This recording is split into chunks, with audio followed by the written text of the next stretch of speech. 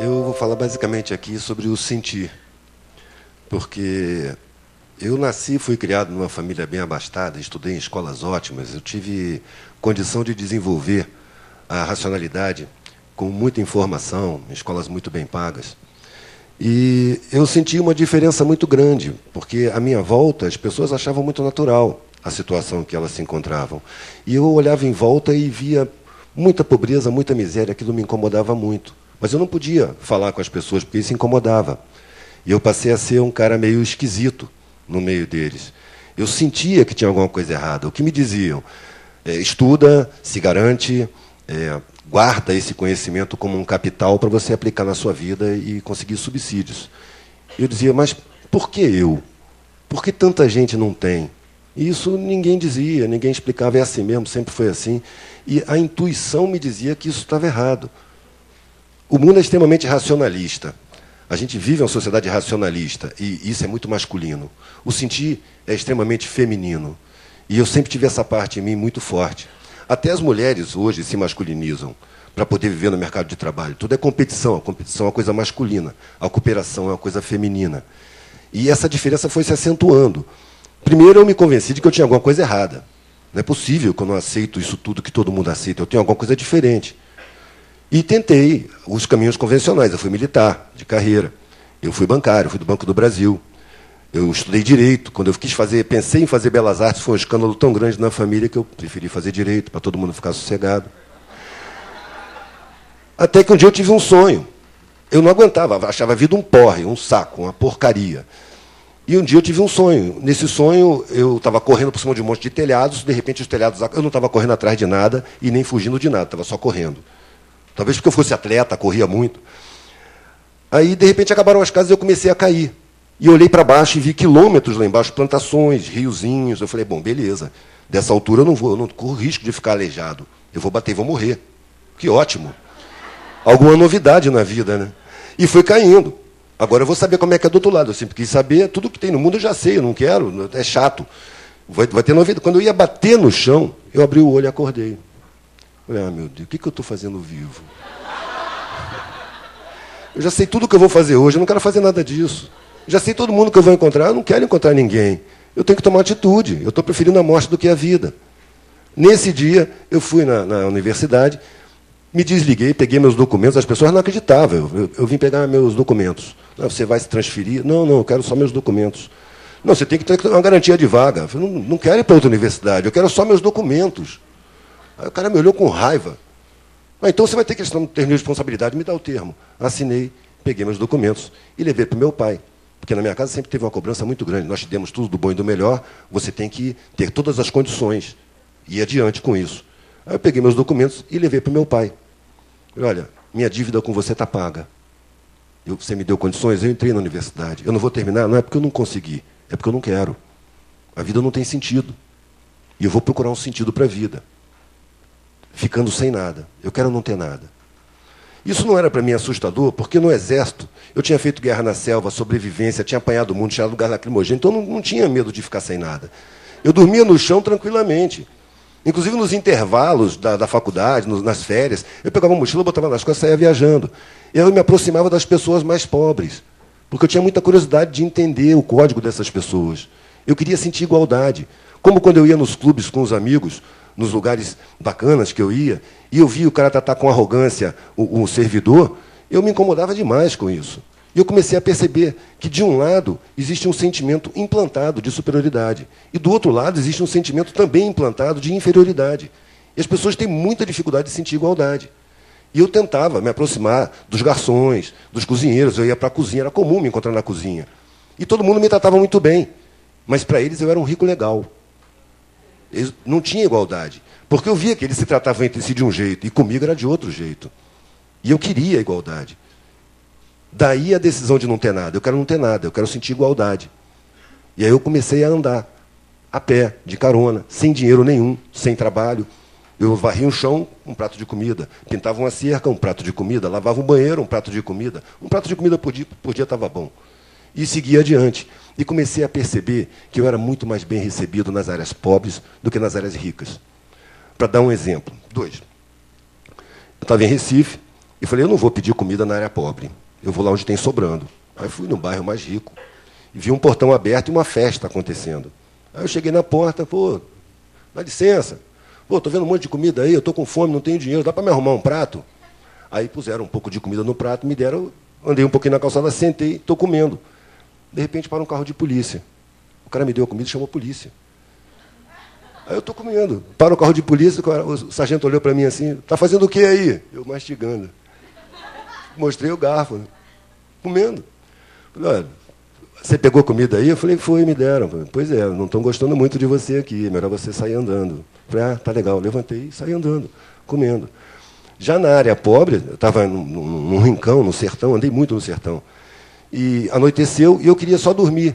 E tinha uma casinha de telhado de palha, que o telhado passava da parede e dava para dormir ali embaixo. Aí eu bati na porta, atendeu uma velhinha. Falei, senhora, eu estou viajando aqui a pé nessa estrada e vou seguir viagem amanhã de manhã. Será que a senhora se incomoda se eu dormir aqui debaixo dessa palha?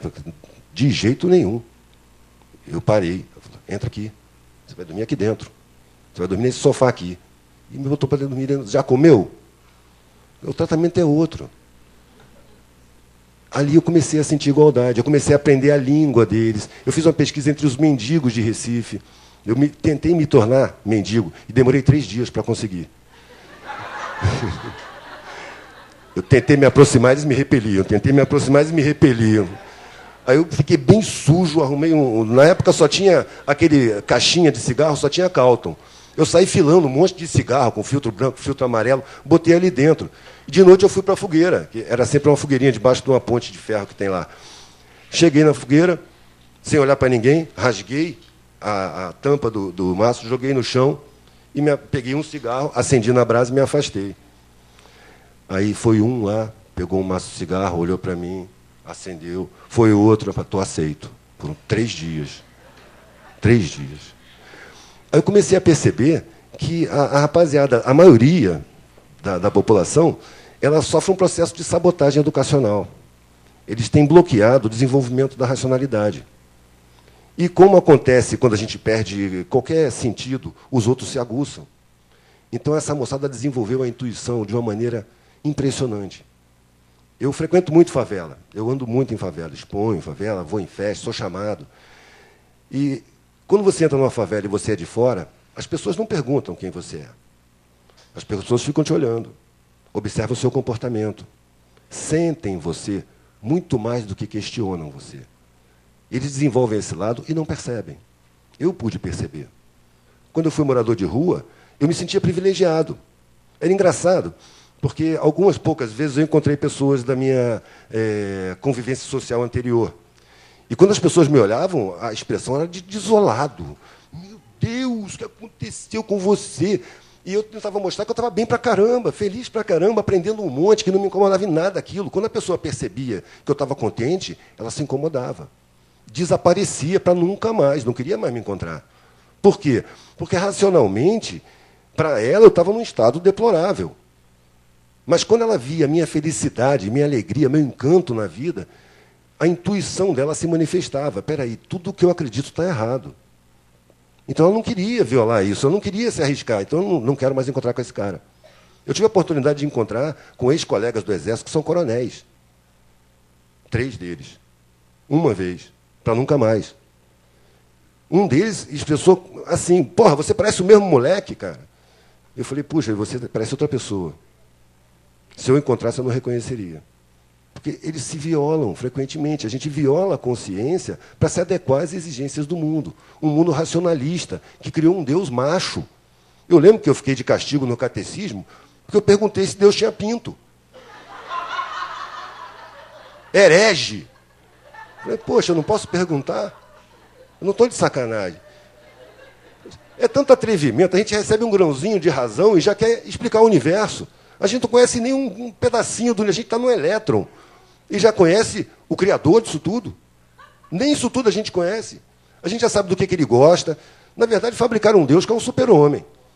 Ele é vingativo, te manda para o inferno. Adora puxar saco, tem que estar louvando, louvando, louvando, louvando. Não dá para acreditar nisso. Racionalmente eu posso ser convencido disso, mas intuitivamente jamais. É alguma coisa fora do meu alcance. Falta um pouquinho de humildade. A gente, habitante desse elé, para mim, diante das interpretações absurdas, na minha opinião, que as religiões dão, eu criei a minha. Eu acho que o sistema solar é um átomo, a galáxia é uma molécula. E a gente faz parte de alguma coisa que a gente não pode nem imaginar. Dá para falar em Deus? Não dá. Dá para sentir. A parcela está dentro. A consciência está dentro. A gente tem uma parte infinitesimal da divindade. Mas o que é isso? É muito atrevimento. É preciso usar o lado feminino, porque esse lado faz a gente se aproximar da realidade. A razão afasta. A razão é muito objetiva, é muito masculina. O mundo é extremamente masculino. Nem à toa que a mulher é tão massacrada. Agora, feminino e masculino não são propriedade exclusiva, nem da mulher, nem do homem. Os dois estão dentro dos dois. Eu, quando fiquei sozinho com 3 crianças pequenas, que eu me separei e fiquei com as 3 crianças, por opção delas. Com o tempo, eu comecei a sentir a falta que eles tinham do materno. E eu comecei a procurar em mim o feminino. Eu parei de fazer aquela... Porque com a criança, quando briga, a tendência do pai é falar, você para lá e você para lá. A tendência da mãe é falar, peraí, o que está acontecendo? Senta ali um pouquinho, compõe, arruma a discórdia. Quando ela levanta, as crianças estão ali juntas e brincando. Isso é o feminino. O feminino é o carinho, é o acolhimento, é o abraço. É a comparação, eu fiz artes marciais, a comparação entre o judô e o karatê. O judô pega a força do oponente e tira ele do caminho. O karatê ele bloqueia e reage. Esse é o masculino. O lado feminino precisa ser desenvolvido e ele vem se desenvolvendo. O processo é longo, é lento, mas em cada lugar que eu vou, eu encontro gente trabalhando. Muitos deles sem ter consciência do trabalho que estão fazendo. Dentro das favelas, dentro das comunidades pobres, que de fora parece uma coisa hedionda, tem um montão de gente trabalhando. Tem muita sensibilidade. E é uma sensibilidade que não está ligada ao conhecimento acadêmico, não está ligada ao conhecimento de escola, ao ensino. Porque o ensino dessa gente é sabotado. Quando eu saí do Exército, eu fiz um cursinho pré-vestibular, eu tive colegas que estudaram no ensino público. E os caras não sabiam coisas que eu achava absurdo demais eles não saberem. E um dia o cara me trouxe uma prova do 3º ano da escola pública. Eu achei que era brincadeira dele. Era muita superficialidade. Aquilo ali não é ensino. Aquilo é engabelação. Aí o que eu fui sentindo?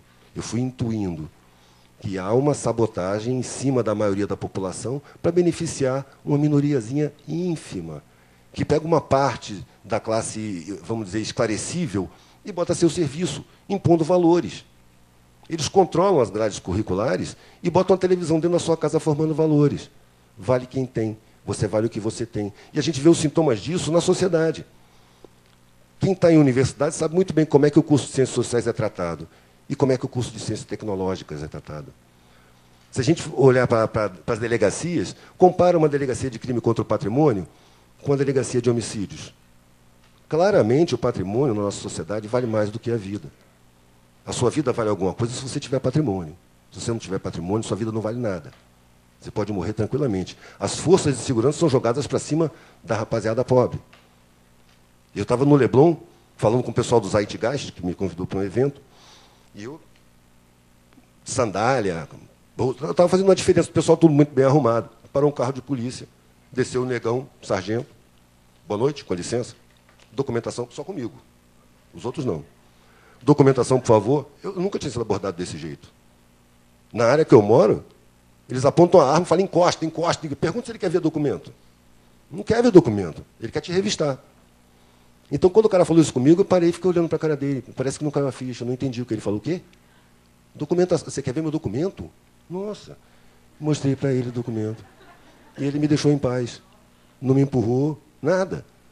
Na minha área é muito diferente. Eu não posso explicar isso com a razão. Eu posso sentir essa diferença. No desenvolvimento da intuição, a gente se aproxima tanto da verdade que a gente começa a sentir as pessoas. Eu percebi que as pessoas têm como uma frequência vibracional. Essa frequência vibracional é formada pela parte abstrata do ser. São os desejos, as visões de mundo, os objetivos, os sentimentos, as opiniões. Isso forma uma frequência vibracional. Eu andei muito no meio de bandido, de pilantras. Eu amo ele, só não confio. Eu posso gostar do pilantra, não posso é confiar nele. E ele sabe disso.